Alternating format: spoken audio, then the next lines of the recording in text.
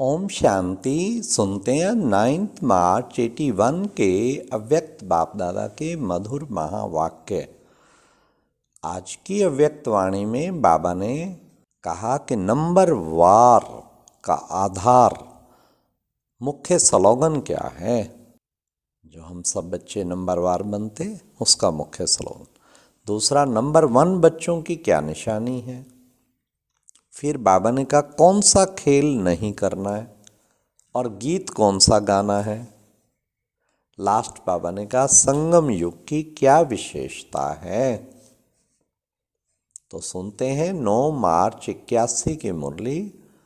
Title है मुरली का, मेहनत समाप्त कर निरंतर योगी बनो।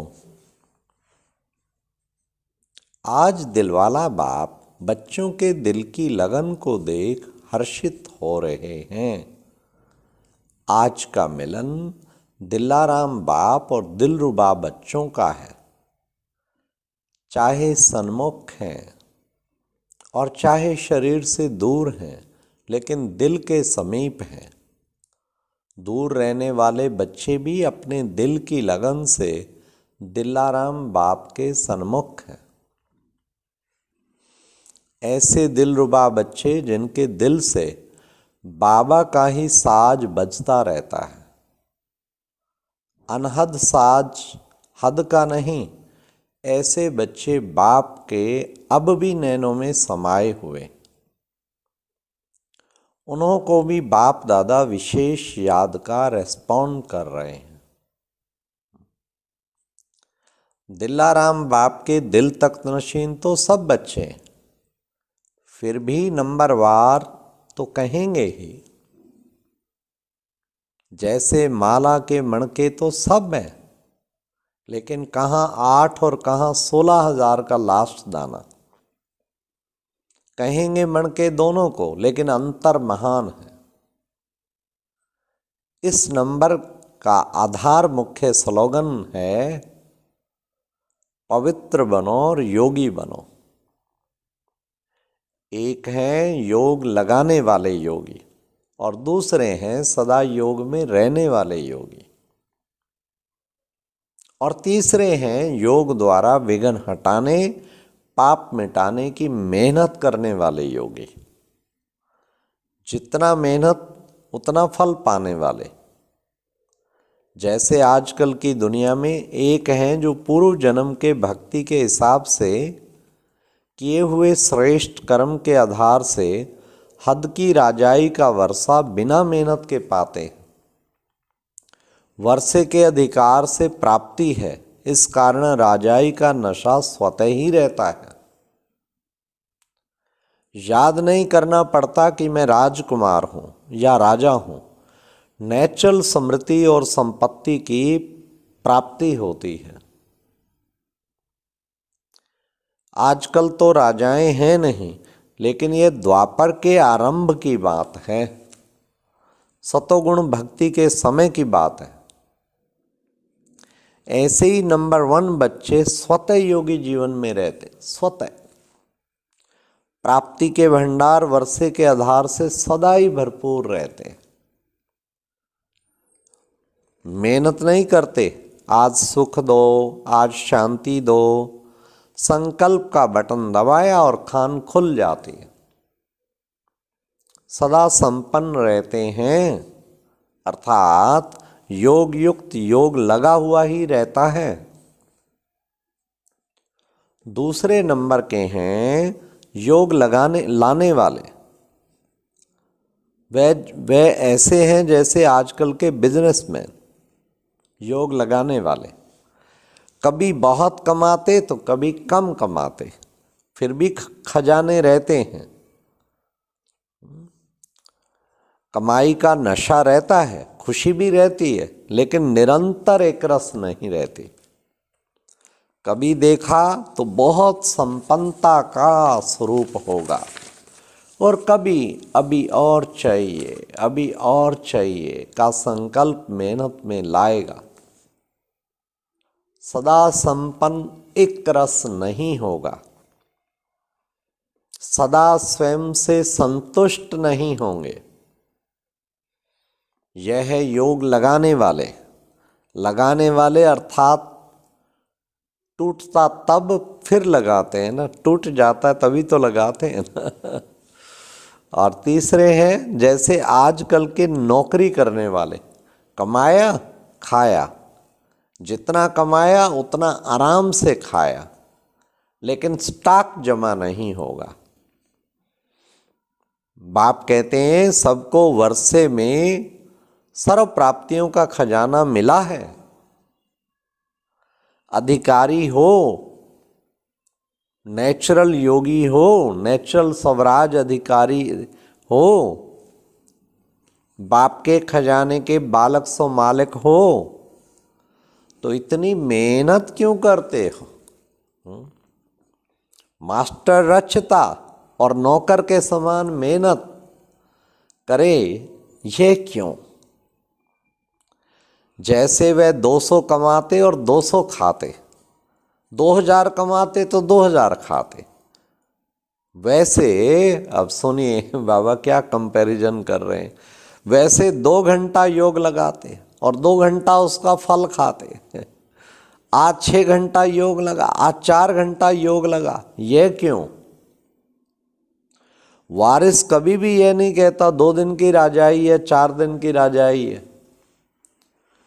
सदा बाप के बच्चे हैं तो सदा खजाने के मालिक हैं। कहना बाबा और करना याद की मेहनत, दोनों बातें एक दो के विपरीत हैं। कितनी बाबा सहज योगी की एक युक्ति बता रहे हैं। तो सदा यह स्लोगन याद रखो कि मैं एक श्रेष्ठ आत्मा, बालक सो मालक, सर्व खजानों के अधिकारी हूं। खोया पाया यह खेल नहीं करो। और कौन सा करना गीत गाना है वो सुनो। जो पाना था वह पा लिया, फिर खोना और पाना क्यों? नहीं तो ये गीत को बदली करो। पा रहा हूं ये अधिकारी के बोल नहीं है। वो सागर के बच्चे हो, संपन्न बाप के बालक हो, सागर के बच्चे हो। अब क्या करेंगे? निरंतर योगी बनो। मैं कौन हूं? हम सो ब्राह्मण सो देवता हैं, हम सो क्षत्रिय सो देवता हैं। बाप दादा को बच्चों की मेहनत देख तरस पड़ता है। वाह रहम दिल बाबा, तरस पड़ता है। राजा के बच्चे नौकरी करें, यह शोभता है? सब मालिक बनो। अच्छा आज तो सिर्फ पार्टियों से ही मिलना है ना, लेकिन मुरली क्यों चली इसका भी राज है। आज बहुत महावीर बच्चे बाबा को खींच रहे हैं। कभी कभी बाबा पहले से मैसेज आ जाता था नहीं आएंगे, मुरली नहीं चलाएंगे, बस दृष्टि दे के जाएंगे। परंतु फिर इतना योग लगाते थे सब महारथी महावीर, बाबा आपको आना पड़ेगा, तो बाबा आता था, फिर मुरली चलाता था। आज बहुत महावीर बच्चे बाबा को खींच रहे हैं। बाप दादा आज उन्हों को सन्मुख रख मुरली चला रहे हैं। मधुबन निवासी विदेशी बच्चों को भी जो बड़े स्नेह के चात्रक बन मुरली सुनने के सदा अभिलाषी रहते हैं, ऐसे सर्विसेबल लवफुल लवलीन बच्चों को भी बाप दादा विशेष याद प्यार दे रहे हैं। मधुबन निवासी और जो भी नीचे बैठे हैं, लेकिन बाप दादा के नैनों के सामने हैं। ऐसे अथक सेवाधारी बच्चों को विशेष याद प्यार। साथ साथ सन्मुख बैठे लक्की सितारे को भी विशेष याद प्यार और नमस्ते। बाबा ने कहा मुरली तो सुनी, अब सुनने के बाद स्वरूप में लाना। एक होता है स्मृति में लाना और दूसरा है स्वरूप में लाना। जो कुछ सुनते हैं स्मृति में तो सब लाते हैं, अज्ञानी भी सुने हुए को याद करते हैं, लेकिन ज्ञान का अर्थ है ही स्वरूप में लाना। तो कौन सी बात स्वरूप में लाएंगे? बालक सो मालक, यह है स्वरूप में लाना।